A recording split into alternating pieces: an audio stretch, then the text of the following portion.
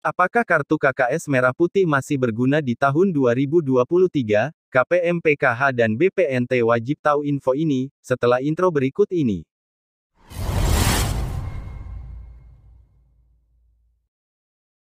Info penting untuk pemilik kartu KKS Merah Putih, apakah kartu KKS sudah tidak berfungsi lagi pada tahun 2023, sebab Bansos PKH untuk tahap 4 dan BPNT alokasi bulan Oktober, November, dan Desember cair secara tunai melalui kantor pos.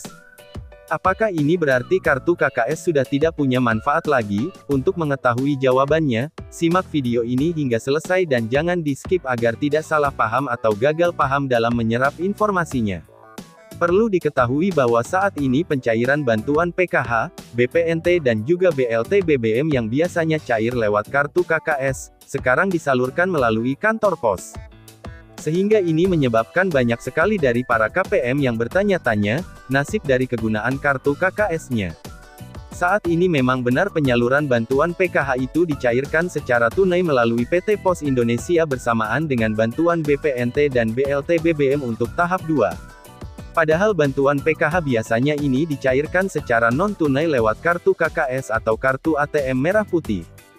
Seperti yang kita ketahui bersama bahwa bantuan PKH ini sudah identik dengan bantuan non-tunai bersyarat. Di mana proses penyalurannya ini melibatkan bank penyalur, mulai dari Bank BNI, Bank BRI, Bank Mandiri, Bank BTN, hingga Bank BSI. Di mana dari pemerintah ini ditransfer oleh bank-bank tersebut langsung masuk ke rekening ATM Merah Putih para penerima manfaat. Sehingga para penerima manfaat ini atau KPM ini tinggal mencairkan melalui mesin ATM terdekat ataupun melalui agen-agen bank di sekitar rumahnya. Pada penghujung tahun 2022 ini kita dikagetkan dengan perubahan mekanisme penyaluran yang dilakukan oleh pemerintah, bahwa di penghujung tahun ini pemerintah menggandeng PT Pos Indonesia untuk menyalurkan bantuan PKH, BLT BBM dan BPNT secara tunai. Setelah ada kebijakan baru dalam rangka mewujudkan akses masyarakat terhadap layanan keuangan dan untuk meningkatkan kemampuan ekonomi, serta membukakan jalan untuk keluar dari kemiskinan serta mengurangi kesenjangan ekonomi. Dan untuk program sembako yang dulunya disebut dengan istilah BPNT yang merupakan istilah yang digunakan dalam aturan lama, sebelum adanya peraturan menteri mengenai penyaluran bantuan program sembako. Untuk program sembako ini dalam aturan barunya merujuk pada Peraturan Menteri Sosial Republik Indonesia Nomor 5 Tahun 2021 tentang pelaksanaan program sembako. Pada pasal ayat 1 menyebutkan bantuan sosial adalah bantuan berupa uang, barang atau jasa kepada seseorang, keluarga, kelompok atau masyarakat miskin, tidak mampu dan atau rentan terhadap resiko sosial.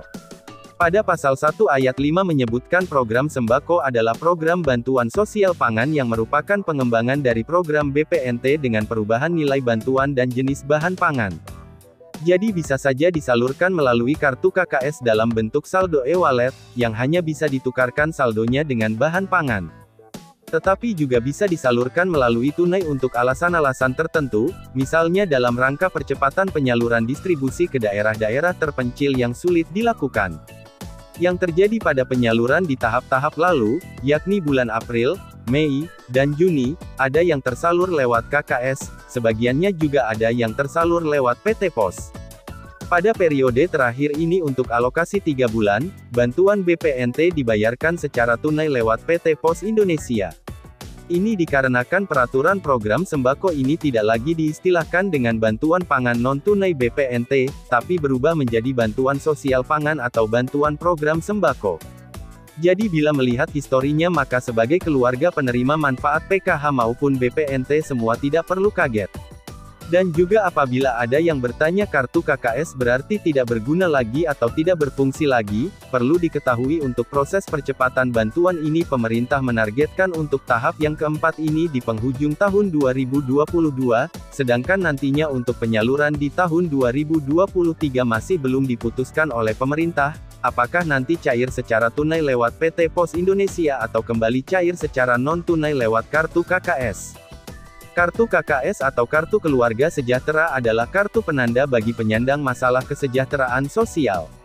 Ini merupakan alat transaksi elektronik yang memiliki manfaat sebagai sarana bagi penerima manfaat, untuk menampung dan menerima lebih dari satu jenis bantuan dari pemerintah. Kemampuan menerima beberapa jenis bantuan ini dikarenakan KKS Bansos memiliki fitur e-wallet. Fitur e-wallet ini tidak ditemui di kartu ATM bank sebagaimana biasanya. Fitur ini hanya disematkan pada KKS untuk efisiensi bagi penerima manfaat. Meskipun penyaluran bansos pada triwulan keempat ini melalui tunai di kantor pos, tidak berarti kartu KKS tidak berguna lagi. Bahkan kartu KKS ini sangat diperlukan, karena pada tahap-tahap nantinya pada penyaluran bansos tidak menutup kemungkinan akan cair kembali ke kartu KKS. Selain dari fungsinya sebagai alat transaksi, KKS juga adalah sebagai kartu tanda pengenal bahwasanya pemegangnya adalah terdaftar pada DTKS, yang nantinya dibutuhkan pada saat pendaftaran KIP atau PIP bagi anak sekolah. Jadi meskipun pada pencairan PKH dan BPNT tahap terakhir ini lewat pos, tidak berarti KKS tidak berfungsi lagi. Dan KPM wajib harus tetap menjaga dan menyimpan kartu KKS-nya atau kartu merah putihnya dengan baik. Jangan sampai dihilangkan, silakan disimpan sesuai tempat yang mudah ditemukan dan juga jangan dititipkan kepada orang lain. Demikian apakah kartu KKS merah putih masih berguna di tahun 2023? Jangan lupa like, komen, dan subscribe untuk mendapatkan info bansos secara gratis di channel ini.